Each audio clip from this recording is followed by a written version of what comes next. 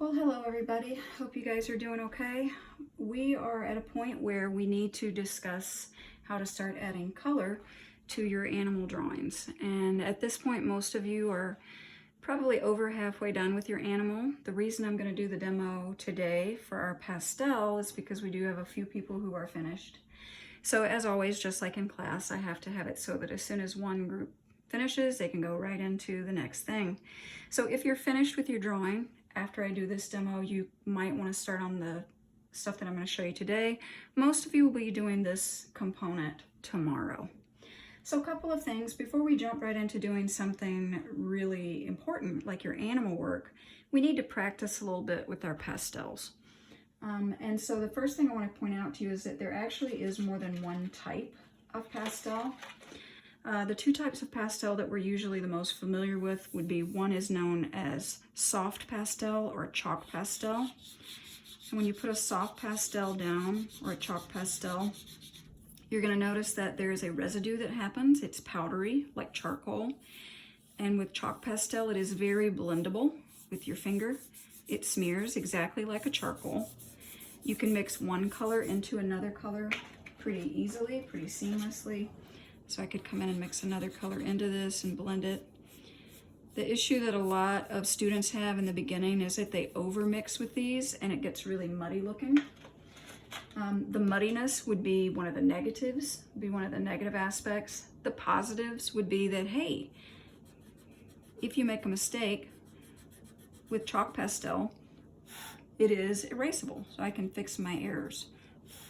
And I can also come in and add white highlights fairly easily. So kind of a review of what we just said about that is, number one, it's kind of, when we look at it, it is somewhat like charcoal in that it is powdery and it is smearable and erasable. Can erase it. And then the negative is that sometimes you can overblend.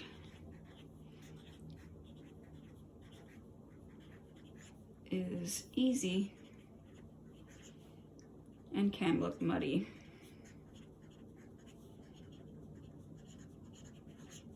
The second type of pastel that I want to tell you about, and then we'll discuss the little characteristics of it as well, would be oil pastel. And oil pastel is actually what I sent home with you guys in your packs. And most of you have this exact set. I gave you a new set.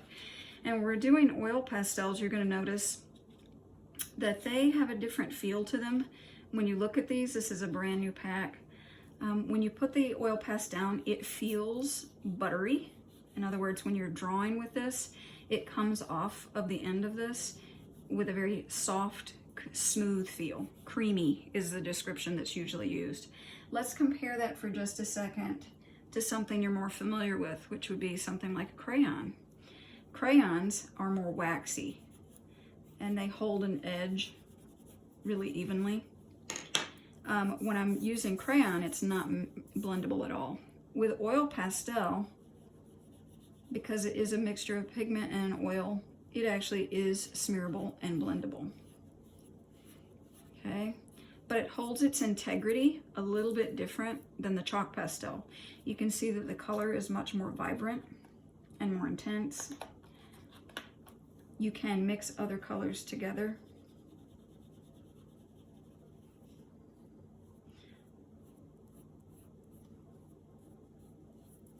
The drawback of the oil pastel is that it is not erasable. Okay, so in other words, if I make a mistake, it's kind of a done deal. And that can be a little scary, but the way that we work is that we start always with our lighter colors. And that way, if we do make a mistake, you can not erase, but we can physically remove some of the pastel by using, for example, your thumbnail or a coin, like a penny or a dime. And this will take off quite a bit of the pastel. But notice that it will always leave a bit of a stain under it. You can even come in on top of that and add a lighter color if you've scraped off some of the darker color. but they pile on top of each other and they blend. So to review the characteristics of the oil pastel in comparison to the chalk pastel, we always want to think in terms of working from light to dark. Do the lights first. Okay, so in other words, your yellows, your peaches, okay? The lights first, because the dark colors will stain the paper, okay? It is a mixture of oil and pigment. So it's oil and pigment, so it's not going to erase. That means we cannot, no erasing. Okay, what you can do is you can scratch off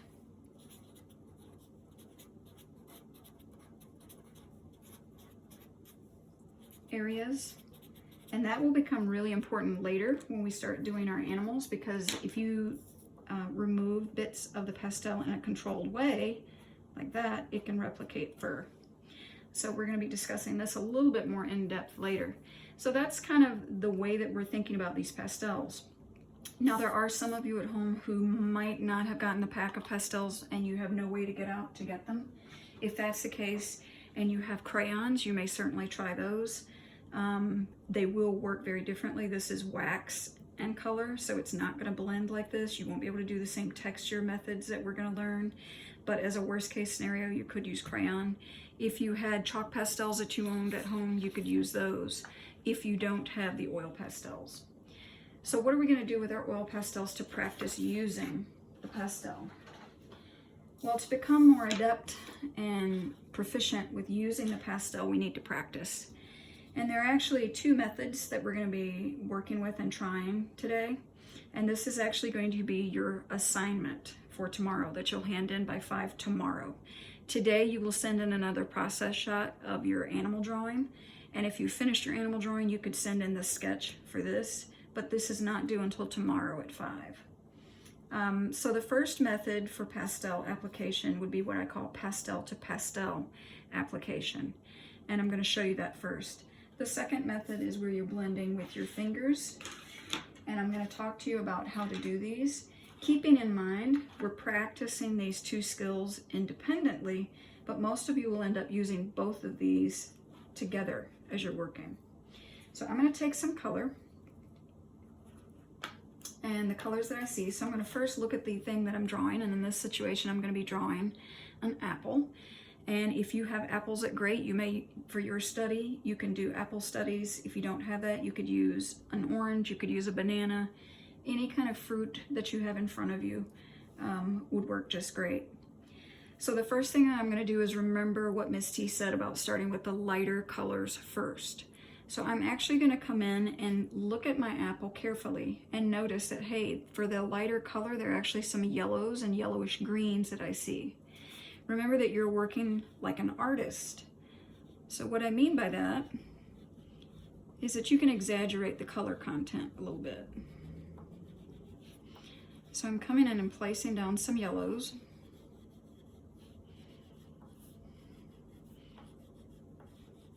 And I'm going to let just the tip of the pastel into the other pastel do the blending for this one.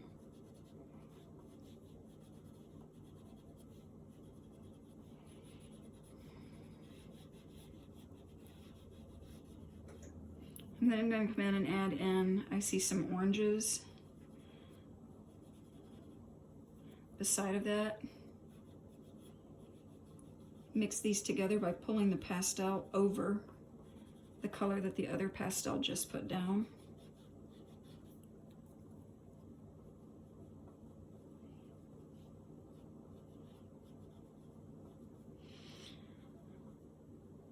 With this particular process with oil pastel, we are using white paper.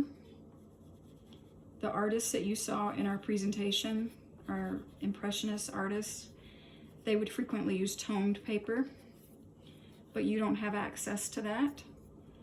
And when we were working on white paper, the goal is to not have a lot of what I call dandruff marks showing. And what I mean by that is I don't want to see the white of the page. I want to see the color.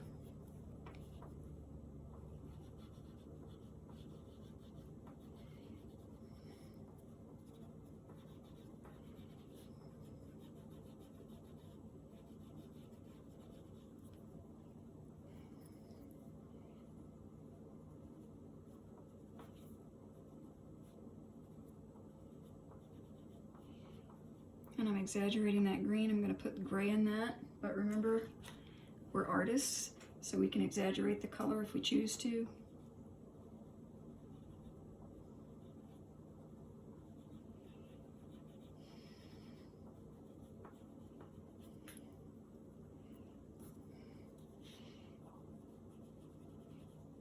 And notice that we're not doing this like a coloring book piece of work.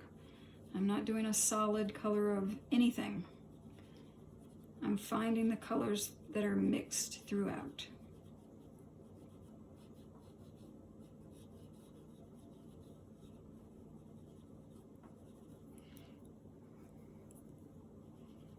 So pulling pastel into pastel. When you're working with the pastel to pastel blending, you tend to get more of a linear effect with your work, meaning you can see the lines in the pastel.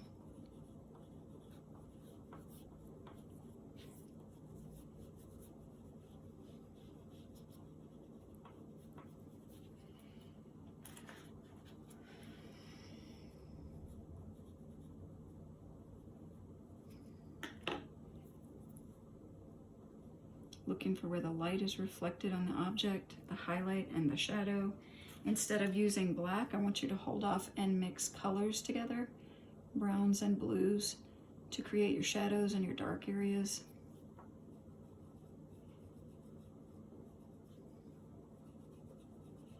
And the reason that we're resisting using too much black in the beginning is because black is a very powerful pigment and it tends to flatten out your drawing. Oops, brown, not black. I just said don't use that. And it would pull those together. And you can see that when I mix together the brown and the blue, we get a really nice dark.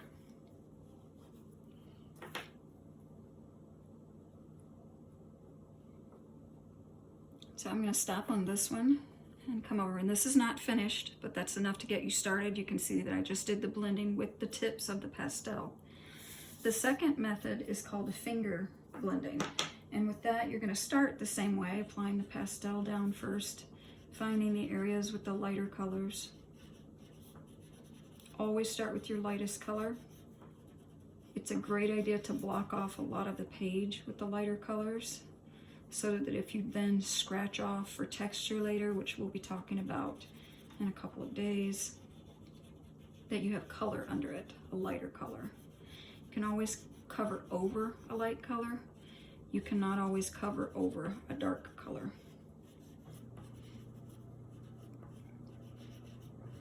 Think of it almost like a paint water scenario. Once it gets contaminated, it will pull that color back into your other colors. The difference here is now that I start adding in my other colors to this one, I'm now going to come in and use my fingers to help me blend some of these colors together. I'm going to clean off my finger because I was doing a shadow earlier, and it will contaminate my color.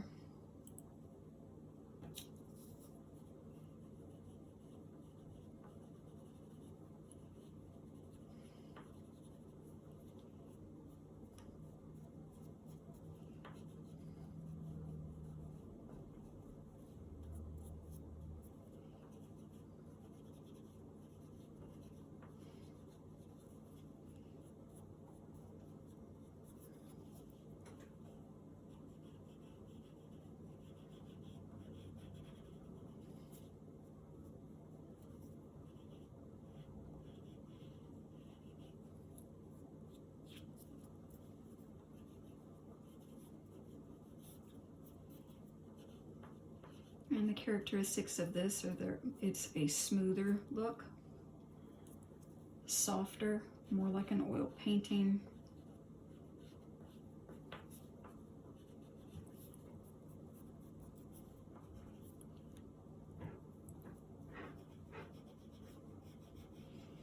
So are you using your finger also in this situation to do directional blending? Remember that these are not flat objects. So because they're not flat, you can use your finger to create the volume, to make it look like it curves. keep that in mind also when you're later doing your animal, that if your animal has fur or feathers, that your marks and your blending should follow the form.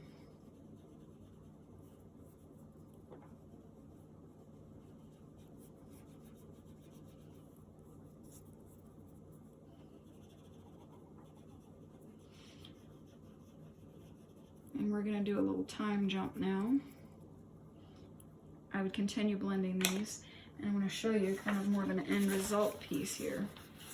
Here are some that are more finished, more complete. So if we look at this one, this is one that has more linear marks. Okay, this is the pastel to pastel. This is the blending with your finger.